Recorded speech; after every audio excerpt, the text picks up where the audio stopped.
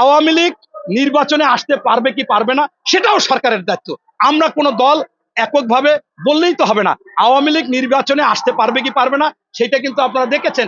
যারা ঘোর আওয়ামী বিরোধী কথা বলেছে, এখন আইন উপদেষ্টা উনি কিন্তু আগে একবার বলেছিল, সব জায়গায় একেবারে ভাইরাল হয়ে গেছে, যে আমি যদি কিছু সময়ের জন্য ক্ষমতায় যেতে পারতাম, একবার ক্ষমতায় যেতে পারতাম, দিন রাত কাজ করে দেখাই দিতাম ন্যায়ের কি। অথচ সেই লোকই কিন্তু আওয়ামী লীগের বিরোধিতা করে এখন বারবার বলে যে আওয়ামী লীগকে নির্বাচনে আসবে, তারা নির্বাচনে আসতে পারবে, এবং অনেকেই ওনাদের বলে।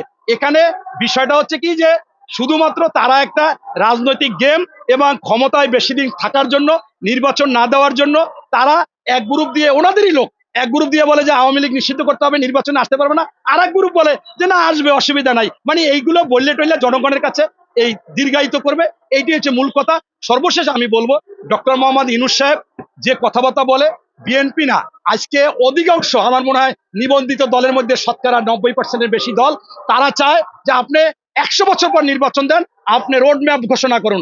যদি রোড ম্যাপ ঘোষণা না করেন, আপনার মধ্যে কিন্তু বা হে, এই সাক্ষাৎকার দিয়েছে আল জাজিরা, এবং বিদেশে যে আরো একটা সাক্ষাৎকার দিয়েছে, বলছে যে আমি আশা রাখি জুনের মধ্যে নির্বাচন হবে। আশা রাখি কি আবার, আশা রাখি কি আবার? এখানে আপনারা থাকলে আরেকজন থাকবে, আপনি বলবেন জুনের 30 জুনের মধ্যে নির্বাচন হবে এবং এই সংস্কার হবে, আপনি সেইটা বলবেন না। এর আগে তো আপনি একবার বলেছিলেন ডিসেম্বরের মধ্যে নির্বাচন হবে, যদি একটু সংস্কার লাগে তাইলে আমরা জুনের মধ্যে।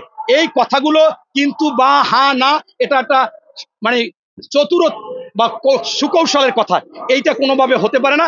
তাই আমি সর্বশেষ একটা গ্রামের কথা বলে শেষ করব, যে একটি সুন্দরী মেয়ে, অল স্কয়ার, রূপবতী, বিশ্ব সুন্দরী, লেখাপড়া জানে, রান্না বাড়া জানে, রাঁধুনি ভালো, সামাজিকতা ভালো, সব বিষয়ে স্কয়ার, কিন্তু সেই মেয়েটাকে যখন একজন ভদ্রলোকের ছেলে বিয়ে করতে যায়, বিয়ে করতে গেলে যাইয়া বলে যে আমি আপনাকে বিয়ে করতে চাই, মা বাবা সবাইকেই কেন নিয়ে আসলো, বলে যে আমার একটা সমস্যা আছে, বলে কোনো সমস্যা নাই, আপনাকে বিয়ে করব, চোখ বুঝায়, বলছে না সমস্যা আছে, শুনতে হবে, বলে শুনতে চাই না, বলছে না না শুনলে বিয়ে হবে না, বলে বলেন, তা বলে যে আমার বাবার কাছে শোনেন।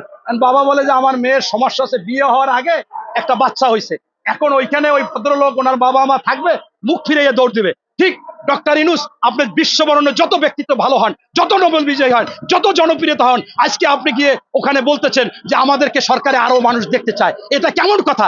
আপনাকে দায়িত্ব দেওয়া হয়েছে একটা, আপনি আরেকটা দায়িত্ব পালন করবেন, এগুলো করা যায় না। যদি এরকম করেন, আর যদি সত্যিকার অর্থে জনগণ রাস্তায় নেমে আসে বা রাজনৈতিক দল রাস্তায় নেমে আসে, তাহলে আপনার অবস্থা হবে ওই বিশ্ব সুন্দরী, বিশ্ব রূপবতী, গুণবতী, সব অল স্কয়ারের বিয়ে হওয়ার আগে বাচ্চা হইয়া সকলে মুখ ফিরিয়ে নিয়েছে, আপনার কাছ থেকে সকলে মুখ ফিরিয়ে নেবে, এই কথাটা জেনে নেন, এবং সেই জন্য আপনি কাজটা ভালোভাবে করেন। ধন্যবাদ। না না, অনেক সত্য কথা টিকবে না।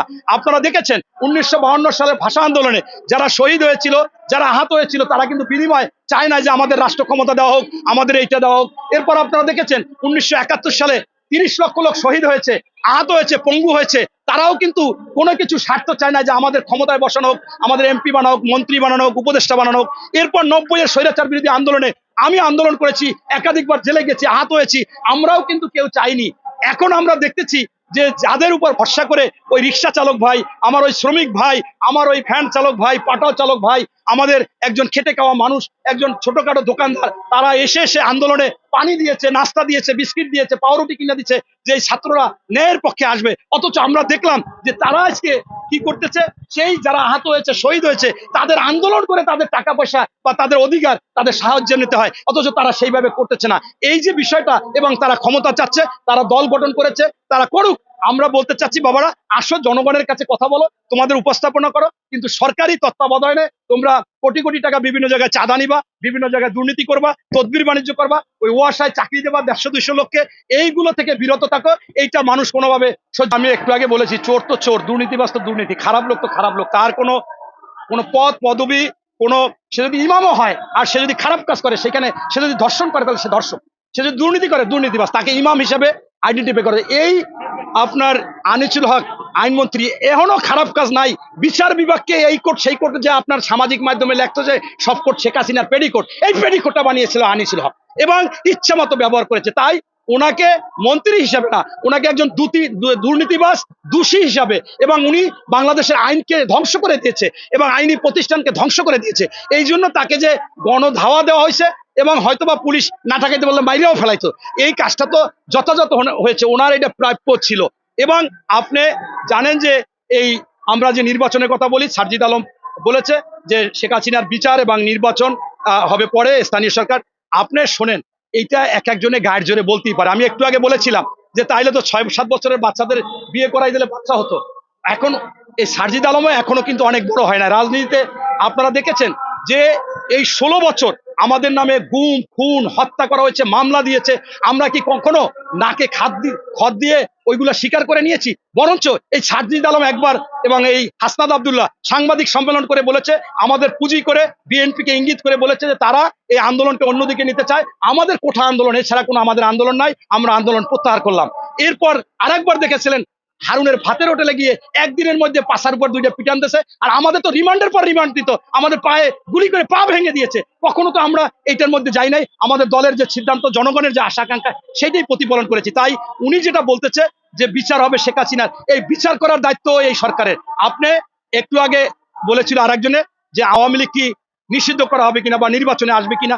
আপনি দেখেন, জামাতকে কি নিষিদ্ধ কোনো দল করেছে? সরকার করেছে। জামাতের মার্কা কি নিষিদ্ধ কেউ করেছিল? সরকার করেছিল। ছাত্রলীগকে নিষিদ্ধ কি কেউ করেছে? সরকার করেছে। এখন বাহানা কেন? বিএনপি হচ্ছে একটা গণতান্ত্রিক দল, বহুদলীয় গণতন্ত্রের প্রবক্তা হচ্ছে শহীদ প্রেসিডেন্ট জিয়াউর রহমান, গণতন্ত্রের মা হচ্ছে বেগম খালেদা জিয়া।